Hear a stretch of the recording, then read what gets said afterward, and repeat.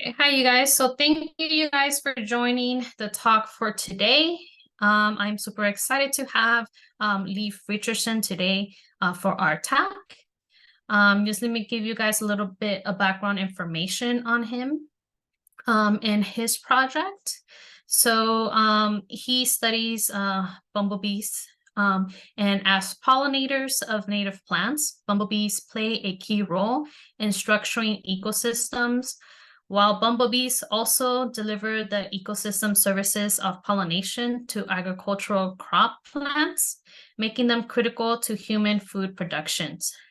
These bees are negatively impacted by habitat loss, agricultural practices, and climate change. With 1/4 of species native to North America now threatened with extinction, California is a bee biodiversity hotspot, but systematically surveys to document bumblebees have never been pursued here. The California Bumble Bee Atlas is a community science collaboration filling this gap. With volunteers gathering non-lethal surveys data around the states, identifying species in need of conservation, and assisting patterns with recovery efforts. In this talks, we'll discuss the biology of bumblebees, why they are imperiled, and what you can do to help. Leif Richardson is a conservation biologist with the Xerces Societies of Invertebrate Conservation, where he coordinates the Bumblebee Atlas. His research focuses on the ecology, distribution, and declines of North American bumblebees. Leif previously worked with an environmental consultant studying pesticide risk to bumblebees, and as an ecologist for Vermont's Fish and Wildlife Department. He is co-author of a range of scientific publications on bees, including the Bumblebee of North America, an identification guide that was published in 2014. The standard reference manual on this group of insects. So with that, I would leave the microphone over to Leif. Okay, thank you very much. I am excited to be here with you, and I'm going to share my screen. Can you see just the one slide, the first slide? Yes. All right, cool. All right, great. So as you heard, my name is Leif, and I work for the Xerces Society for Invertebrate Conservation, and I'm going to be talking to you a little bit about bumblebees this evening. At Xerces, we are, as the name suggests, we care about bugs and conserving them. So it's an organization that's a little bit different from many conservation organizations. We're focused on invertebrates, and I work with bumblebees. And so I will be talking about how they live, what their life is like, where they live in the winter and the summer and stuff like that. And then I'm going to get into talking about the California Bumble Bee Atlas, which is the project that I lead for Xerces. And this is a community science or citizen science, it's sometimes called, project where volunteers get trained by me and others, and then they go collect data, and then they send the data to us, and then we figure out all the species. So together, the scientists and the trained volunteers are doing this really important kind of science. So we'll talk more about that. First, if I can get my slides to advance. First, I'm just going to briefly tell you about the Xerces Society. So our mission is to protect wildlife through the conservation of invertebrates and their habitats.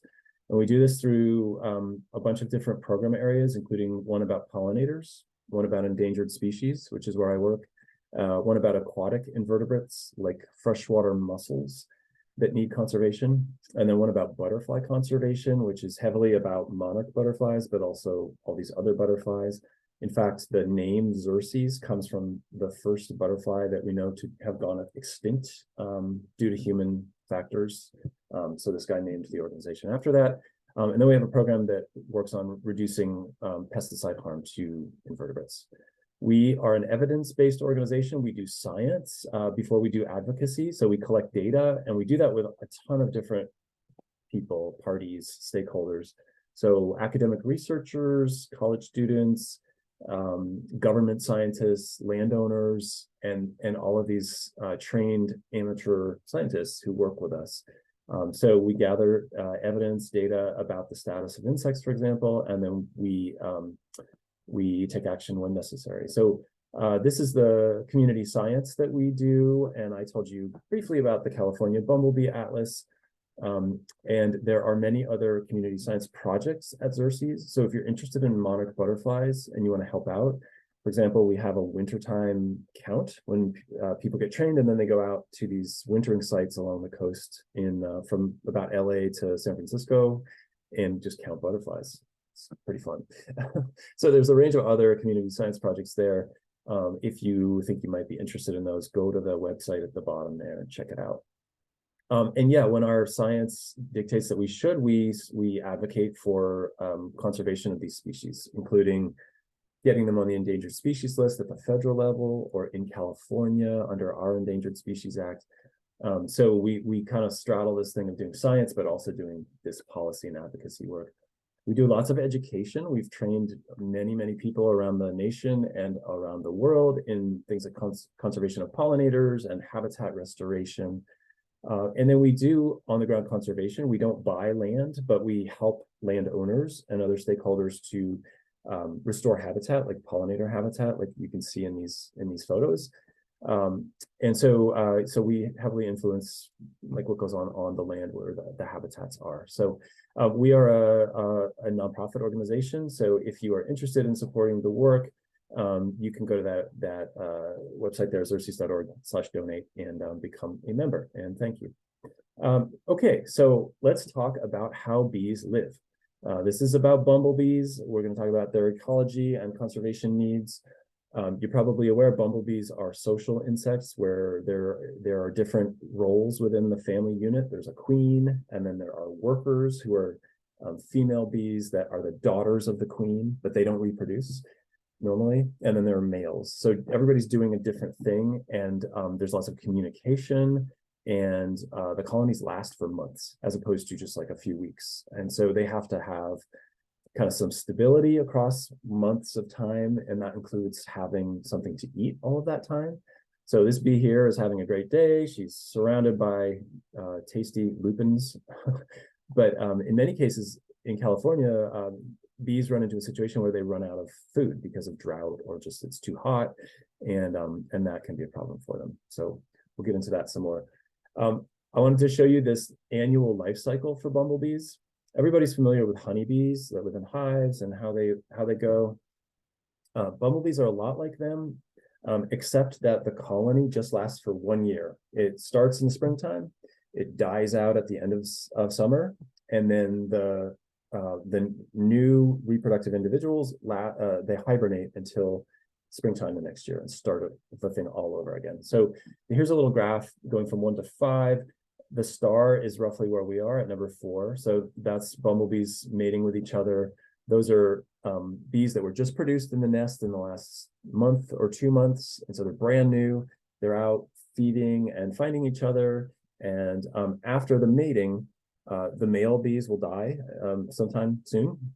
And the mated females that are going to be next year's queens go and dig a short little burrow into the ground, and they hibernate. They bury themselves alive at number 5 there. And then next spring, they will come out having just subsisted on stored resources in their bodies. They'll come out to find flowers, find a nest site, which is often an underground tunnel that was made by a rodent, sometimes other kinds of structures, like a birdhouse above ground, but they really like rodent burrows. And they will start laying eggs and put nectar and pollen in the nest. And this is a female who mated the previous year. She stored sperm all winter. She is ready to make offspring. So she just starts laying eggs and cranking out these daughters at number 3 there. And then eventually the colony grows to a size that it starts making the reproductive individuals again. And that's the full colony cycle. I wanted to just show that despite that these are social insects with lots of communication between generations, the mom and the daughters, for example, and regulation of behavior and caste differentiation. For more than half of the year that I just described, it's a solitary animal. There's just one bee, and that's the queen bee, who was born in late summer, early fall. She found a mate, then she hibernated, she spent the winter, then she started a colony. It took a month and a half to 2 months before finally her daughters arrived, and it's a social colony again for 3 months. So people think about these as social insects, but it's important to understand that they spend a lot of time solo, and there's all kinds of biology that goes with being a solo insect, a solitary insect, as opposed to a social one. And we can talk more about that if you have questions. There's a lot of cool biology in the nest, and I'm just going to highlight one thing that I think is really interesting. There's a type of bumblebee that does not make its own nest. Instead, it breaks into the nest of other host species of bumblebees and either kills the queen or subjugates her with pheromones and aggression.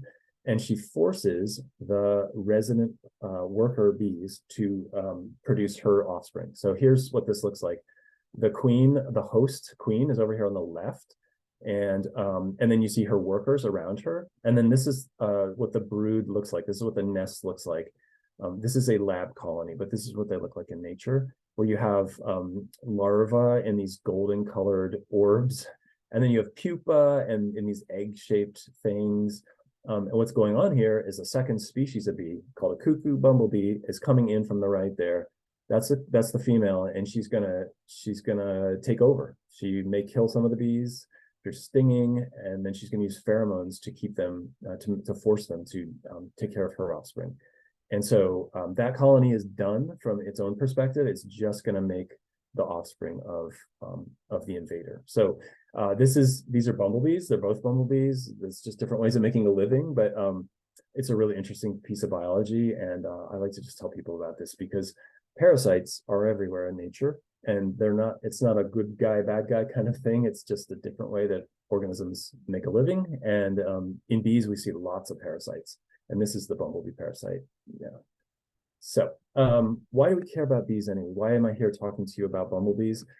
Well, I think that they have intrinsic value. Like they are native insects here. They've been here co-evolving with the plants for thousands of years. And to me, they belong here. They have intrinsic value. But we can also say that they have some utilitarian value. So if somebody needs to be convinced that they're economically valuable, well, bees are. So the reason is that they have this mutualism with plants. The only thing that bees eat, with a few exceptions that are rare, is nectar and pollen. And both of those things come from flowers. So bees have to go to flowers to get their food. And when they do so, flying from flower to flower, they accidentally move pollen between male and female parts of the flowers. And that's how the plants reproduce. Something like 85% of all land plants need a bee or another animal to move pollen like that. And in fact, bees are really important to crop pollination. And these are wild bees. So, well, taken with honeybees, about 10% of the whole value of agriculture comes from pollination. But wild bees, it turns out, are doing the majority of the pollination in agriculture, whether or not managed honeybees are there on the farm. And so these bees, these are wild animals. Imagine if deer and moose and bears came out of the woods, went to the farm, did something special, and left again that helped us have a more nutritious and flavorful diet.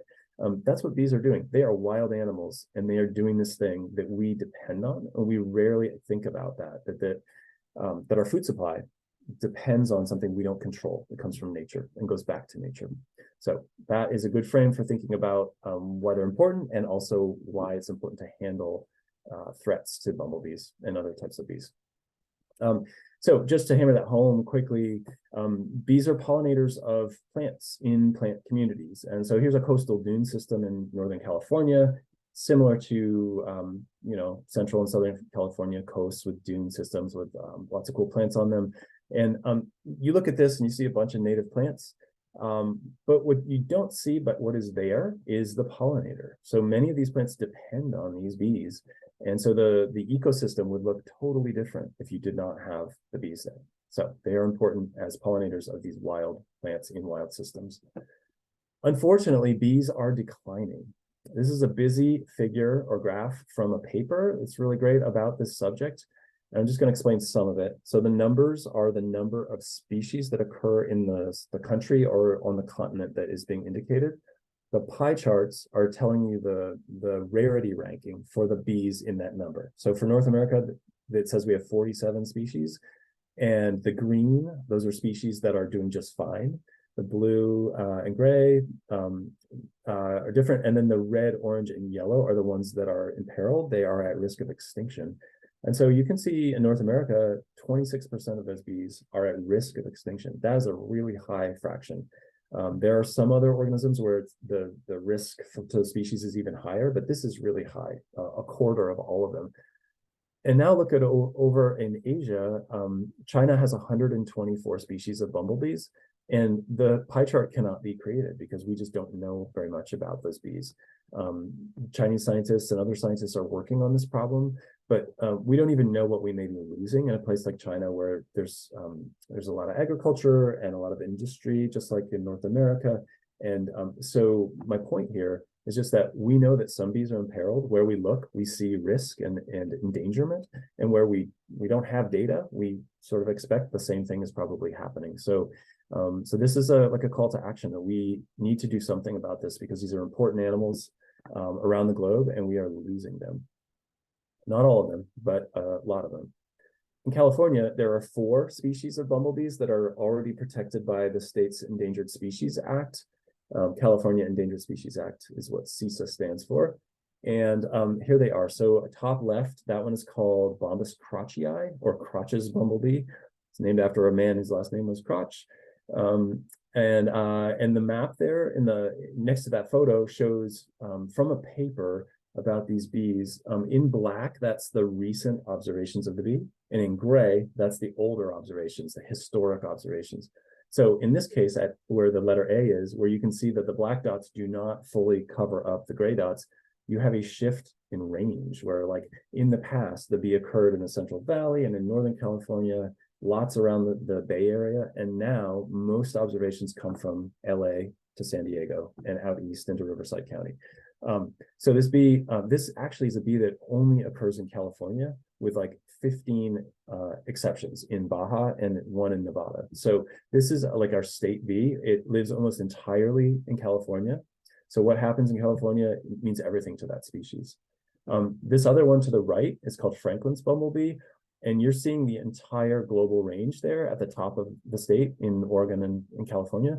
That's it. There are 300 known records for this bee, and we have not seen this bee since 2006, despite it getting listed as endangered and a lot of people looking for it. So it may already be extinct. We don't really know, and we continue to look for it. But that one is very, very rare. Going down and clockwise, Suckley bumblebee is one of those cuckoo bumblebees that attacks other bumblebees. In fact, its main host is the one to the left, which is called Western bumblebee, or Bombus occidentalis, the one with the white tail there. And so all 4 of these species are declining in California, if not elsewhere, and need an intervention from people. And so happily, they are on the state's endangered species list as candidates for listing right now. So that means they're protected. And we're starting to do something about this. And I'll talk more about that a little bit later. So what are those threats that are driving these declines of bees? So one of them is habitat loss. These 2 maps come from 2 different papers. You don't have to scrutinize all the little dots, but the point I want to make is on the top, we're seeing the expansion of cropland and the loss of grassland as a result. So native or wild grassland places like the Great Plains in the Midwest, the Central Valley of California, the Willamette Valley to some extent. Many places around the nation have all this grassland, and grassland's really great habitat for bees. And we're losing a lot of it to agriculture. And this is recent. This is new agriculture, like in the last 20 years. At the same time, we know that we're losing bees in some of the very same places that we're losing that habitat. So this is not a simple, direct link here. I can't say that with these 2 maps, but we know that habitat loss is a huge problem for bumblebees, and that would include also loss due to housing development and other kinds of development, like what we experience in Southern California. The way that Southern California has developed in the last 20 to 30 to 40 years, that is the problem for the insects that live around here. So habitat loss is a big deal. Pesticides are another major threat to bumblebees, mainly in agricultural contexts, like on farms. but also the kind you buy at Lowe's or Home Depot and use in your backyard without any kind of license or training. You just take the top off and use it. This involves lots of different kinds of chemicals.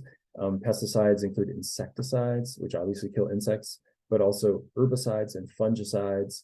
And some of those chemicals are also toxic to bees. So especially some fungicides, which are meant to kill fungi, obviously, when they are combined with the insecticide, the insecticide is like 100 times more powerful in terms of killing insects than without the fungicide. So pesticide application to crops for all kinds of reasons that sometimes have to do with bees, sometimes have nothing to do with insects, can really harm these animals. And as I said earlier, bees are coming to the farm to eat, right? So this is a Georgia peanut field that I did some work in, and there's a bee that I saw in the field. That's actually a declining species that is of concern across the nation in terms of its rarity. These are bees that are right there in the context where the farmer's spraying right over the top of them, right? So this is an issue, and unfortunately, the regulatory practices of EPA are not fully protective of these wild bees. We use honeybees as a model or a surrogate when we want to understand how pesticides affect bees. And honeybees are just really different from all of these other bees. And so they have different tolerances for pesticides, and it's kind of hard to figure out. We can figure out what the pesticide will do to the honeybee, but it's hard to say, given that, what will it do to some native species that we care about. Climate change is another huge issue for bees. We probably don't know the true extent of it yet, but there's lots of evidence that this is a deal. And so, for example, there's a study that shows that bees are disappearing from the hottest parts of where they live, like the southern part of their range. They're just blinking out there, going locally extinct. And you would think that as the world warms, there's going to be new habitat to the north end of that range. So the bee could just move northward. And lots of plants are doing that. Lots of butterflies are doing that. Bees are not doing that. They are dying at the south end, and they are not moving into the north end. In addition, they are moving upward in elevation. So in California, we see species that we might have found in the Central Valley 50 years ago are now found in the foothills or a little bit higher. And this is an issue because those bees are tracking their habitat, their climate, right? Their niche, their ecological niche. But for some of them, they already live in the mountains, and some of them are specialized on alpine habitats. And so they don't have much runway left. If it gets hotter up there and drier up there, those populations go extinct and they're gone, right? There's nowhere to migrate to. There's a whole bunch of other stuff going on with climate change, including heat waves and drought and changes to precipitation that are also impacting bees, as we'll talk about a little bit later. Pathogens is one that people don't normally think about. So disease vectors are a really big deal for bumblebees. And one way that this has happened is these pathogens have spilled over from the managed bees, like honeybees. By spillover, I mean we put the bees out in nature or at the farm, and if they're sick and they forage on a flower, and then another bee comes along to the same flower, she picks up the virus or whatever, and now she's sick. And so this also happens with pathogens that are native to the bumblebees that have been there a long time. So some of them may have become more virulent over time for reasons we don't understand. This graph here just shows some really cool research where the researchers took old specimens of bees from museums and ground them up and sequenced them to find out what was in their guts, what pathogens did they have. And all I want you to see is where the blue line goes up steeply. Those are significant increases in the prevalence of these pathogens in those bees. So Bombus affinis in the top left-hand corner, that's the rusty patch bumblebee. We noticed the bee disappearing in the mid-90s, and look at that signature of pathogens. It spikes right around 1995. So just to make the point that we know that pathogens are a problem for wild bees that end up in museum drawers, and it's one of the drivers of some of the declines I'll be talking about. Another one is competition from invasive species. And here I primarily mean honeybees. So honeybees are really important farm animals. They are farm animals. They're imported from Europe and Asia, North Africa. So they're not native here in North America, and certainly not in California. So they're really important agricultural animals. but they naturalize, they go wild, right? They live in wildlands all over California without people managing them. And this includes the so-called killer bees, but it includes other bees that just swarm away from a hive and end up living in a sycamore tree out in the woods somewhere. So what goes on? Well, honeybees are really effective competitors for nectar and pollen. It is estimated that one honeybee hive needs as much pollen in a season as 100,000 native solitary bees. So not the bumblebees, but these bees that live solo without a big social system. 100,000 of them are kind of removed from the environment when you put a single hive out there. And so a lot of people feel like honeybees are good and they're in trouble and we need more of them, and beekeepers are doing some kind of virtuous work. In fact, honeybees are an environmental problem. They are, again, I'll say it, they are important agricultural animals and we need them, but we do not need the negative consequences of them naturalizing the way they have. So that involves taking the food. It also involves diseases, as I just said. And the third thing is on this slide, it's competition. So that graph is from a paper from some scientists at Davis, and it was conducted in California. All you really need to see is where the lines are, where the slope is positive there. That indicates competition between that group of wild bees and honeybees. And so Bombus is the bumblebees, that's that greenish line. There is a strong signature of competition between honeybees and bumblebees, which is a real issue for these bees. So that's all the time I have to talk about how they live, unless you ask me questions about it later. There are a million other cool things to talk about with bees. They are so cool. But now I want to talk about one way that we can address these issues, these declines. Like, what can we do? We could like stop eating food that's not organic, or we could try to do something about climate change. There are lots of things we can do. One of them, we need more data. We need more information about where these bees live and where they've disappeared from. And so our approach to this is this community science project called the California Bumble Bee Atlas.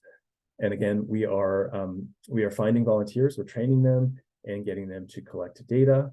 Xerces is based in Portland, Oregon, and we have these projects going in 15 states around the nation this year, and next year we'll be in 20 states. So there are hundreds of people in California who are working with me on this. So overall, there are thousands and thousands of people in the US who are doing this bee work with Xerces folks. And you can see lots of the stakeholders or partners on this slide. So if you don't live in California and you're interested in this stuff, and you want to get involved, there may well be a project going on wherever you do live. So in one slide, I'm gonna summarize our methods so you know what we're up to. So I find interested parties by giving talks and traveling a lot and various other ways. Those people come to a training. It's remote. It's a Zoom-based thing for 2 hours, so not that much time. They have to take a short quiz, and that quiz allows them, once they pass it, to get onto a scientific collecting permit we have with the California Department of Fish and Wildlife, and that is necessary in order to handle bees, including these rare ones. So once you're on the permit, you can swing the net, you can handle the rare species and the common ones, as these folks are. And so this is a non-lethal sampling method. Most entomologists and most conservation projects with entomology involve killing bugs. We have some pretty good evidence that killing doesn't cause the declines that we're concerned about. However, it's just really hard to with a straight face to tell people, well, we're trying to save these bees by killing them. So it turns out you can identify a lot of bumblebees just by photos, good photos. And so that's what we do. You catch bees with a net, you put them in a vial, like the woman in the salmon colored clothes at the top there is holding a vial. That vial goes into a cooler on ice for an hour or more. The bee gets anesthetized by the cold, and then we take it out. We can handle it without getting stung. We take really nice, high quality photos of it. And it takes a while for the bee to wake up. And so the bee in the lower left-hand corner is just hanging out on a flower that I'm holding. She cannot fly yet. She cannot sting, just chilling. So literally. So basically, people collect data in grids around the state. So if you see that map on the bottom left there, bottom right, It's coded with 3 colors, and those are that indicates the opening date for the season based on different geography and climate. So you adopt one of those cells and you agree to do 2 surveys, which take about an hour and a half each over the course of the summer in that cell. So it's not that much we're asking people to do. And many people do a lot more than 2 surveys, which is great for us. And then at the end, they submit their data online to this thing that we have called bumblebeewatch.org. And it is a databasing platform where people submit photos and other data about the habitat. Then I and other people go in and identify the bees. And now we have this durable record of the occurrence of the bee that did not involve any killing. There's no bee on a pin in a drawer. So there's some limitations to this kind of data collection, but we didn't kill bees, and that is actually important in all kinds of ways. So that's our methods. A few other things. When I train people, this is an example of a training slide. So real basic stuff like how to handle the net. We kind of go through the basics of how to swing the net and how to get the bee in the net. We talk about exactly how do you get the bee into the vial without getting stung. And then we talk about stings. Is it a problem? Should you be afraid? In fact, it's not much of an issue. You can get stung doing this, but once you get trained, it is unlikely to happen. We teach a lot of photography. This is another example of a training slide. So this is a photo I took while holding this bee, and the point I make with this slide is to show people that, like, we want photos that are good enough where I can see individual hairs. Like, I don't have to see every individual hair, but some part of the body should be in focus enough that we can actually see the color of an individual hair.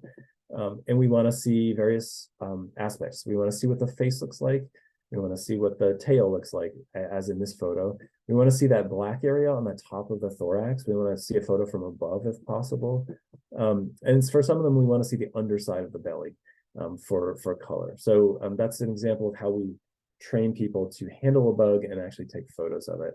It's lots of macro photography that we teach. You don't have to have a fancy camera. Many of us just use a cell phone. I use a cell phone in most of my work, and it is good enough. That's a cell phone photo. So, and then we create all kinds of materials to support the volunteers. These people are donating their labor, they're donating their mileage, and it's like real value that they're donating to a conservation effort. So we try to do whatever we can to make it work for them. And this is an example where we ask people to try to figure out what the species is for each of the bees that they handle. They don't have to get it right, but they need to give us some name for us to start with. And so I made this little 1-page, actually 2-page thing that just shows one example, or sometimes 2 examples of each species found in the state. And they're just classified into these gross categories. Like number 1 is bees that have red or orange color somewhere on the body.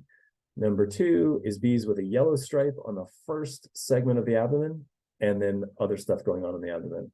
Number 3 is a black stripe on the first segment of the abdomen, and so on. So the idea is you scrutinize this thing, you have this bee in hand, and you're like, oh, I see, this one looks like the bee I have in hand. So that's sort of a beginning identification resource. And then we also teach a kind of digital field guide. So this is like 1 page of the field guide where we have a nice map showing recent and historic observations. We have a global distribution map there. And then we have these cartoons that show exactly where the colors are on the bee. And then a nice photo where we have arrows pointing to those field characters that are really important to identifying the bee. So now I want to tell you about the results of the first season, which was 2022. We had a great second season, 2023. I'm still working on the data. So I'm going to talk about last year's work for now. In 2 or 3 months, if you see me give a talk, I will talk about 2 years of data. But so we had 459 surveys by about 240 people last year. So just under 2 surveys per person, as we asked. And we brought in about 4,000 records of bees. And we found 22 of the 25 species that we knew historically occurred in the state. This year, we have 656 volunteers, and we got almost 7,000 records and a lot more surveys. And we found 1 more of those bees. So now we're up to 23 of the 25. species. And this map just shows you where all the surveys took place. So those are all individual volunteers going out and doing their surveys. Some of the dots are right on top of each other. And then I've colored it according to whether the bees were observed in the 45 minutes of survey effort or they were not. And actually in California, we see a lot of zero bee surveys.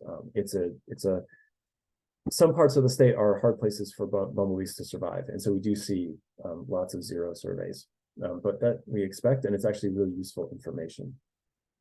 So what did we find in terms of species and their changes in commonness? It's really hard to say because although there have been entomologists studying bees for more than a century in California, they didn't keep track of how much effort they put into catching the bees. So we need to know how many minutes of person effort went into getting those bees so that we would understand like how many bees per unit time did you bring in? How many minutes did it take for you to find species A or B, right? That's the way our project works. It's a timed effort limited survey where every single one of those surveys was 45 minutes and one person or two people doing 22.5 minutes. So we can put all the data together and we can really look at what's common, what's less common.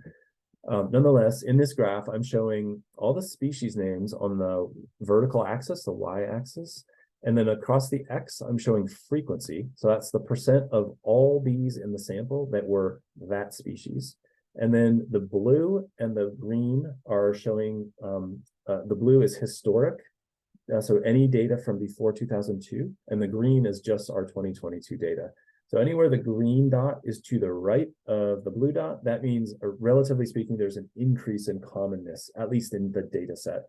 And where it's the opposite, you see a real decline. So for example, down the fourth from the bottom is called occidentalis. That one used to be 10% of all bees collected statewide. It's now, I think we found 5 out of 7,000 bees this year. So it is truly very rare.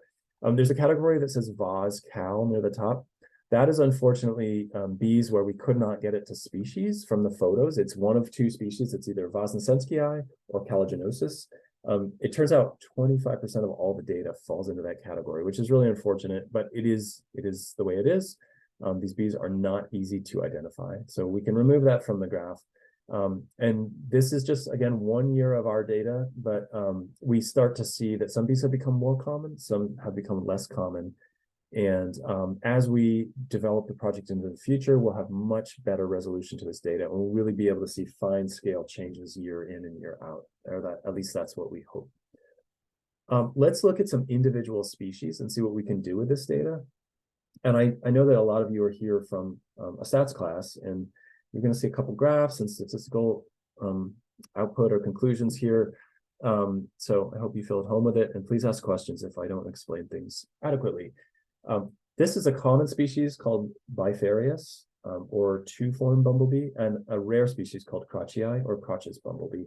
And so I'm showing the maps for the bees that we collected in 2022 in blue, and then all that historic data is in gray now. So just like before, where the blue dots don't fully overlap the gray dots, we have a problem. And that's the case with the Crotchii, but not with the Bifarius. I hope you can see from the figures there. So just differences in where they occur, but also in their fates over the last 20 years or more. For every single bee that is reported, we know what host plant it was taken from. And so again, there's 4,000 records or something. We have a lot of data about this. So for these two species, we can, this is the same framing as before, where the species are on the y-axis, and then it's frequency across the x-axis. And so for Bifarius, you can see that the most important plant is solidago. That's called goldenrod. That's a plant that occurs mostly in the mountains. And that makes up about 10% of all observations of that bee in 2022. So that plant is obviously important to this bee. By contrast, for Crotchii, it didn't use solidago even once. We've got hundreds and hundreds of observations. It did not use that plant.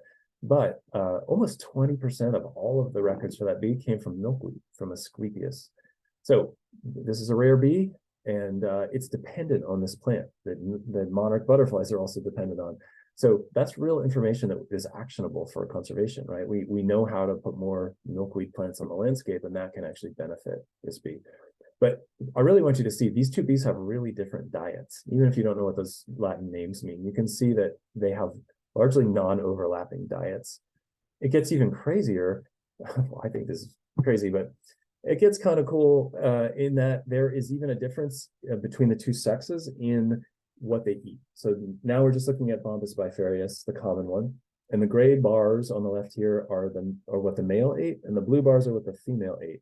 And so you can see that solidago at the top, that was entirely male bees feeding on that. The females never touched it. By contrast, at the bottom, Phacelia, Delphinium or larkspur, and Vicia, which is vetch, those plants are super important to the females who are collecting pollen from them, as well as nectar. So if you were the conservation biologist who was tasked with restoring habitat for this bee, we don't usually think about the difference between male and female bees, but there is one. And we need both of them to have populations that are healthy. So we don't need to get too down in the weeds, but we do need to think about how complicated this is and how many moving parts there are, and not forget, in this case, the point is not forget the males who eat a funny diet that's different from the females who get most of the attention in this system. So we asked volunteers to talk about disturbances and tell us about any management activities they see. And one of the questions is, do you see evidence of fire in your site? It's a yes/no question. Basically, do you see burned wood or some other like obvious, like burned trunks of trees or something like this? And so after a few years, that stuff generally disappears. And so mostly people are reporting recent observations of fire. And so this graph is showing on the left, this is a GIS where the red blobs and orange blobs are fires. They're actual historic fires in California. And I've coded each of them by the date of the fire, the year of the fire. And then the blue dots are actual surveys from 2022 that just happen to happen, some of them in the fire scars and some of them outside. And so what I did is compute the number of years between 2022 and that fire. So it's, 0 to 75 years or more. And then I just asked, how many bees did you get in that survey as a function of how long it's been since fire? And that's what the graph on the right is. And you can see that there is a statistically significant negative relationship between these two variables. The more years pass between the fire and today, the less good the habitat is for bumblebees. So fire, on the day of the fire, fire is not a great thing for bees. But a year, and especially 2 years after fire, it really benefits bees. It leads to the germination of seeds of these plants that are specialized to only germinate under smoke conditions or heat. So there's greater plant diversity, there's more nutrition in the soil, so plants make more flowers and more nectar and pollen. It's a good place to be a bumblebee. But that effect does not last. And in this graph, you can see that at year 4, it's no better after fire than before fire. So this is a transient effect that seems to benefit bees, but probably the kind of landscape level fires we have now in California are not on balance good for bees. But it is important to understand that ecological disturbance like fire is part of the picture for these animals, and it's, it benefits them in some contexts. I talked about drought briefly when I was talking about climate change. This is an unexplored area that's really potentially very important in California. Drought is increasing here, and drought is just a period of time with below average precipitation, right? We had a drought from 2012 to 2016, 4 years of just grinding drought. But really, we've been in more or less drought for 20 years here, with some years off, and it's like last winter. But so we want to know, like, does dryness affect the bees in terms of like, when do they come out of the ground? When are they at their peak in abundance? Does it affect how successful the colonies are? And so we're doing some fundraising to try to study this. And here is a little preliminary bit of stats for you. To show that yes, for some species, drought does impact them in ways that could impact their success. And so here I'm showing Crowdsourcing, the rare one on the left, and Vosnesenskii, which is the most common species in the state on the right. On the y-axis, the vertical, that's That's the day of the year, going from January 1st to July 1st on the graph. And then across the bottom is how much rain fell the previous winter. So like 2 months before the bee came out of the ground, the winter rain that's so important in California. And the dashed line is the average amount of rain. And this is just bees from lower elevation. I threw out all the data from the mountains because it's really different and super cool, but doesn't belong in the same sandbox as this data. So for crotchii, there's really no impact of winter precipitation on the day that oh, I'm sorry, I should have said the dots represent the mean day of emergence of the earliest 5 bees observed in that year, in the year of drought, that or any year that had that much precipitation. So this depends on people's collecting behavior. So there's a lot of like ways that this data is a little bit fishy, but I control for whatever I could. So for crotchii, there's really no relationship between how much water we got in December and January and February and what day the bee came out between like March and May. By contrast, for Vosnesenskii there's a real strong positive correlation, which means during dry years, so left of the dashed line, during dry years, this bee comes out of the ground a lot earlier than during wet years. In fact, there's a month of difference there across that, the amount of rainfall or precipitation that happens between 5 and 20 centimeters of rain, I think it is here. So the point here is the bees are doing something really different depending on the rain. It might be because of the plants. It might be because of some signal they're getting from the ground. You know, they're monitoring soil moisture or something. But this means that they emerge at a time that may be different from their host plants, and they may miss the food. And actually, springtime, when the queens come out of the ground, is the most important time of the whole year for the success of these bees.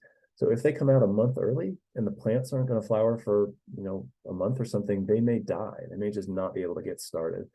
This is the kind of thing that we are really worried about with climate change. We're seeing signal of it now, and it's, you know, we have just gotten underway with climate change, in my view. So these things are going to get worse, and we are trying to study this now to kind of forecast what's going to happen. Just going quickly, I'm going to go really quickly because I'm running out of time. We saw some interesting daily patterns in the data. So some bees, like this crotchii, the rare one, came out mostly in the morning, and Furvidus over to the right also. Others, they peaked at like noon. Others, they built across the day. They got more and more common as the day went on. And we can actually see statistically significant differences between the different species in this respect. So it really matters what time of day you get out and survey in terms of the probability that you would detect a species. Just real quickly, we asked about habitats. So what habitat did you collect your bees in? And then we looked at abundance and diversity of the bees in those various habitats. And you can see, I'm not going to explain everything here, but grasslands turn out to be really important for producing abundance of bumblebees. By contrast, woodlands and forests are really important, are the most important places, along with wetlands, for diversity of bees. And so these are 2 different metrics that really matter to us. And we have to think about different habitat types when we're thinking about the 2. We looked at differences across the ecoregions of the state, and not surprisingly, there are differences. I'll skip a lot of the detail on this slide for time. The one thing to see is that the mountains are the places with the highest abundance of bees in the surveys. It's also the places with the highest species richness or diversity, but some of the mountains aren't so great for diversity, and that would be the Cascades there that really fall out as being a place with a lot of abundance, but not a lot of diversity. So mountains are the best parts of the state for these bees. And I'll just finish again by saying this is a community science volunteer-driven project. It's super fun. I can put you in touch with volunteers if you want to find out.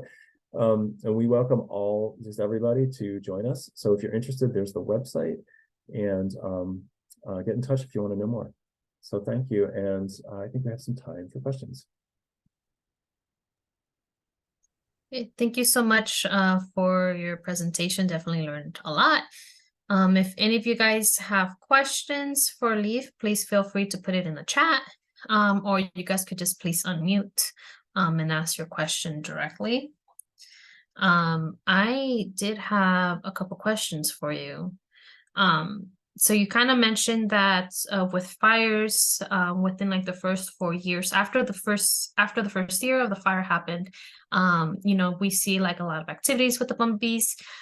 So do you think that suggests that maybe control fires would be good for the bumblebees, like to go in the future?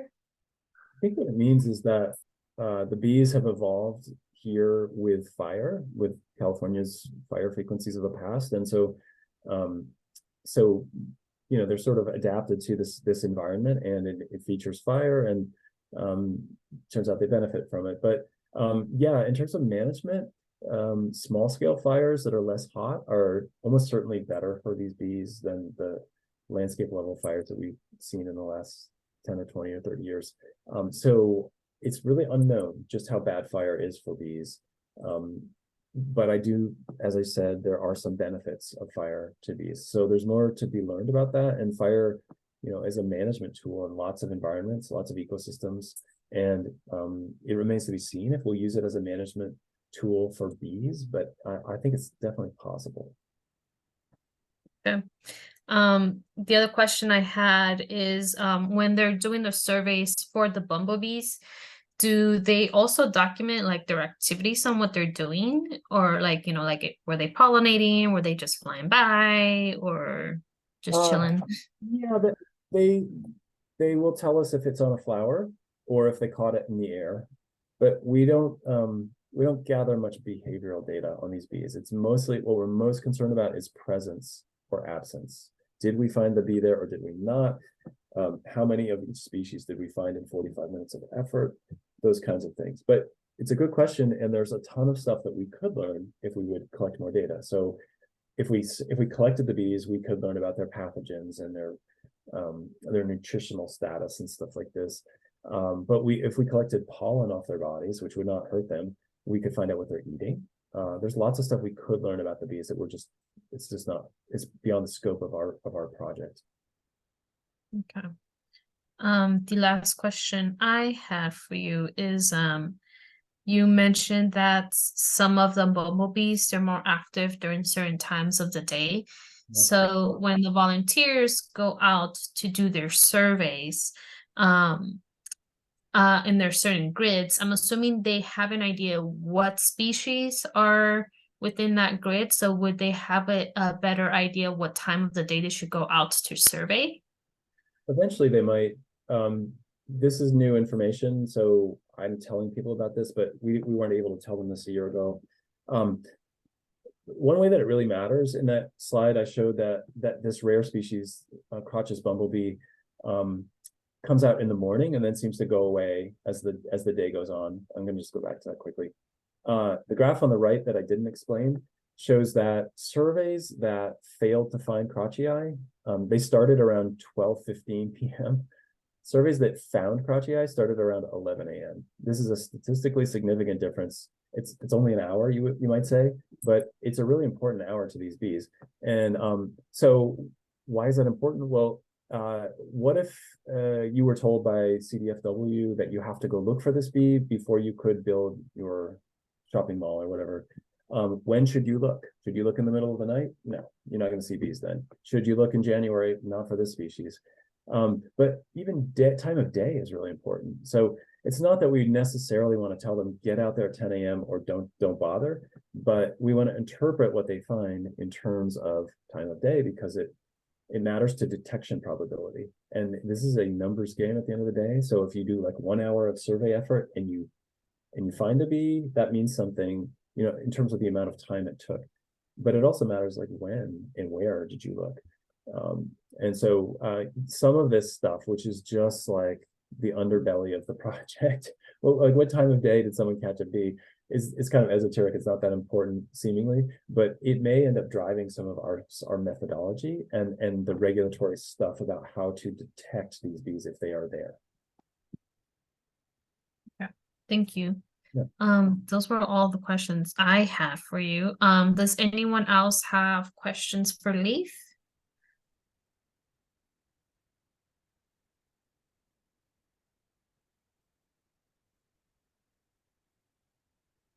Does anyone want to correct my statistics? I didn't show you my statistics very much, did I?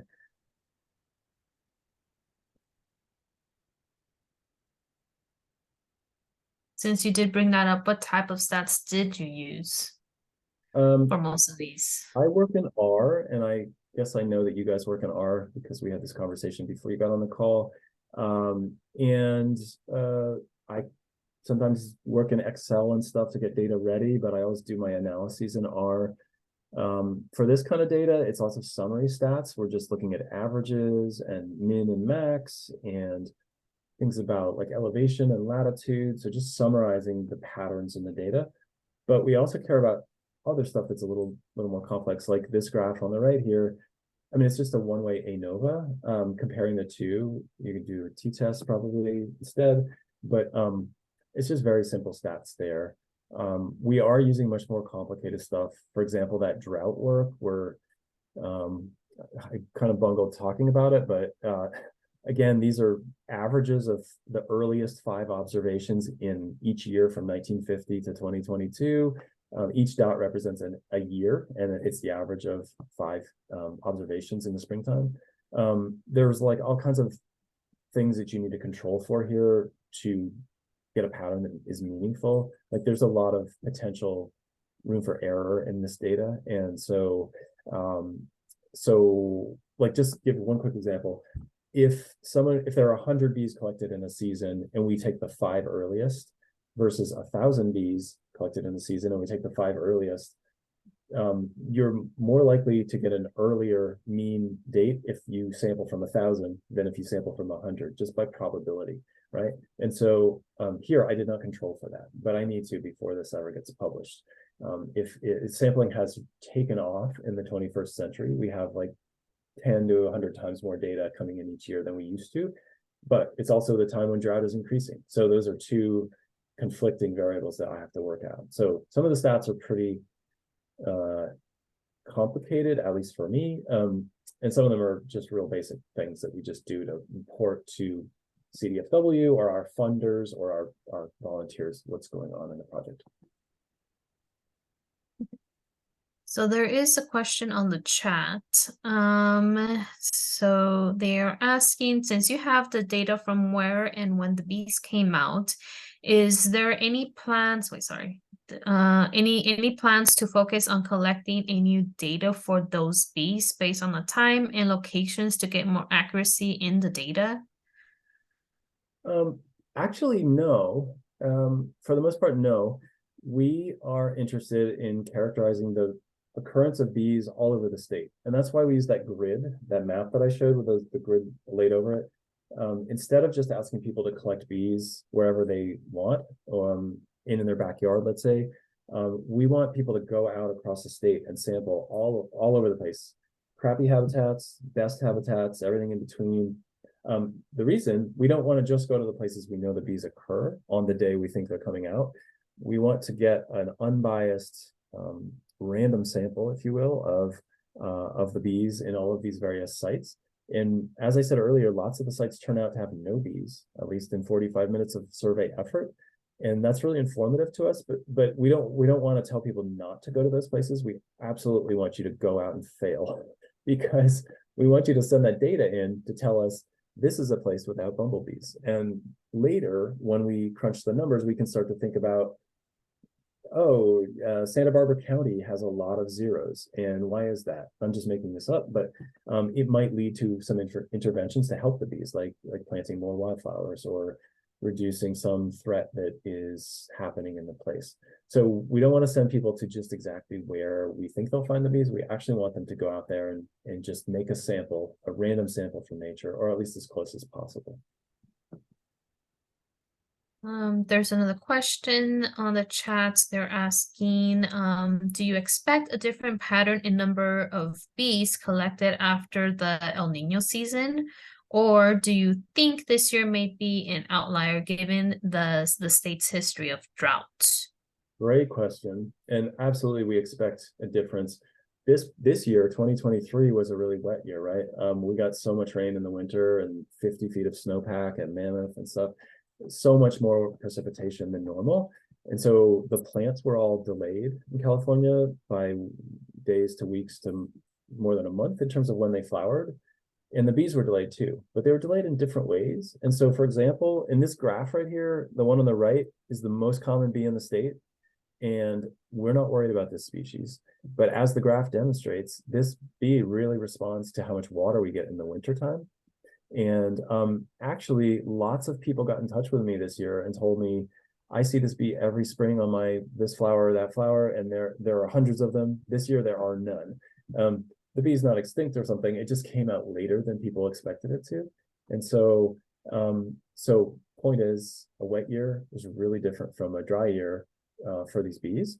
And we also saw a lot more of certain species. This one on the left, that's rare, Crotch's bumblebee, we got a ton of records this year. Whereas 2022, we got very few records.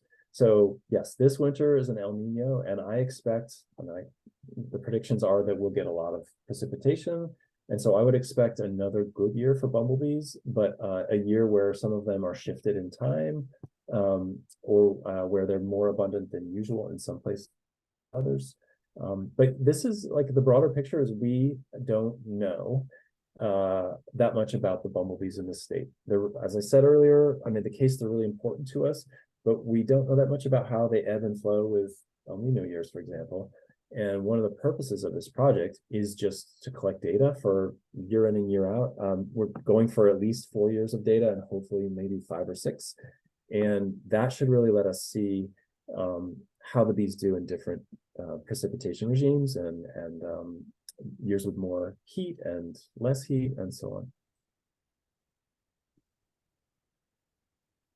Are there any other questions?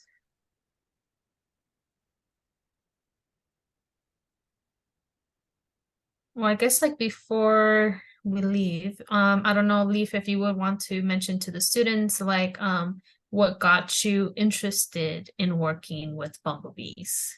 Yeah, so I was a kid who I was interested in outdoorsy stuff when I was a teenager, and then when I got to college, I decided to study biology, and I was really interested in plants, and I did an independent study in college on plant reproduction.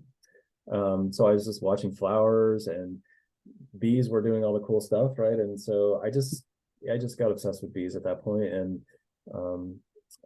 ended up doing a master's degree and then a PhD. And I've worked on farms a bunch, as like a farmhand, but I'm super interested in agriculture and sustainable food systems and how these wild animals are actually part of that picture.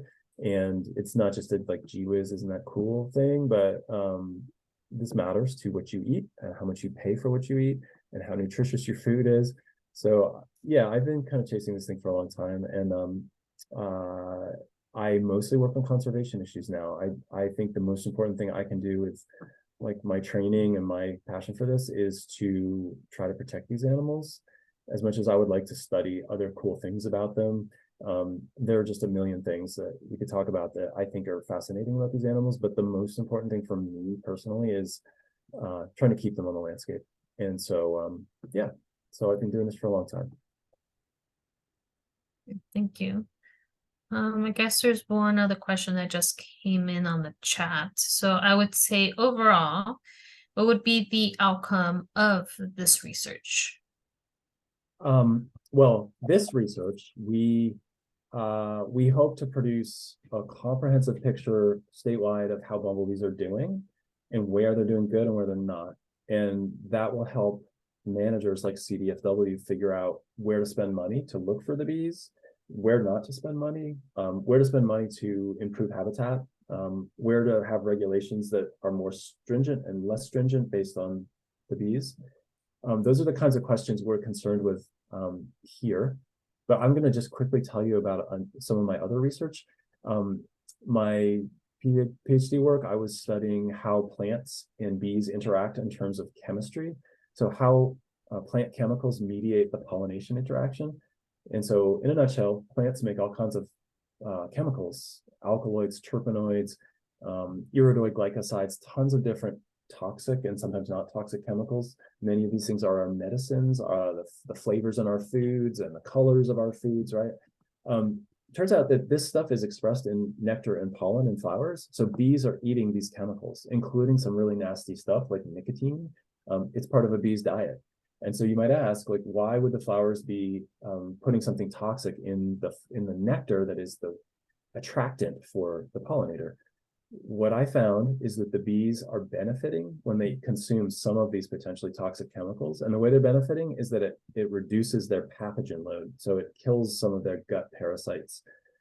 And then we found that not only are the bees benefiting from this, but when they are sick, they know it and they go seeking out these chemicals. So they fly around looking for the flowers with the strongest concentration of these nasty, bitter tasting chemicals, and then they eat more. So point is, they self-medicate just like we do, just like bears do, great apes do, of all sorts. Lots of animals have been shown to self-medicate when they are sick. It turns out insects do this too. And so that's the kind of research I've done. Awesome. Thank you so very much. If there isn't any other questions for Leaf, I would like to say thank you so very much for, giving us information on the bumblebees. I definitely enjoyed hearing more about the bumblebees and the stuff that you guys are doing.